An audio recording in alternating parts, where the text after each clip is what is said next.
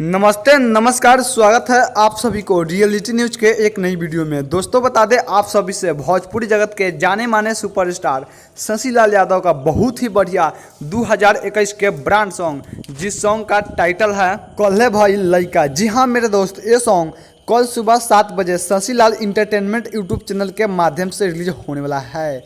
दोस्तों एक बार फिर से बता दें आप सभी को, भोजपुरी जगत के जाने माने सुपरस्टार शशि लाल यादव का बहुत ही बढ़िया 2021 के लगन में धूम मचाने वाला सॉन्ग, जिस सॉन्ग का टाइटल है कल्हे भाई लइका। दोस्तों ये सॉन्ग कल सुबह 7 बजे शशि लाल इंटरटेनमेंट यूट्यूब चैनल के माध्यम से रिलीज होने वाला है। दोस्तों जबकि इस सॉन्ग के गीतकार है राइटर छबीला, संगीत अब्दुल रहमान, रिकॉर्डिंग शशि सिंह, शीला फिल्म्स, मोतिहारी। दोस्तों आप सब इस सॉन्ग को ज़्यादा से ज़्यादा प्यार आशीर्वाद दें ताकि ये सॉन्ग भोजपुरी इंडस्ट्री में एक नया रिकॉर्ड बनाए।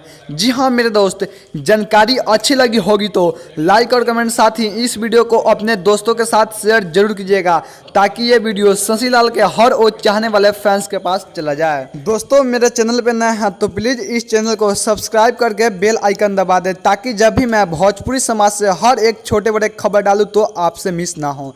जी हाँ मेरे दोस्त, मैं कृष्णा शर्मा, फिर मिलते हैं किसी नई अपडेट और किसी नई वीडियो के साथ में। तब तक के लिए बन रहिए सबसे तेज और विश्वसनीय news channel reality news Bhojpuri के साथ। जय हिंद, जय भोजपुरी समाज।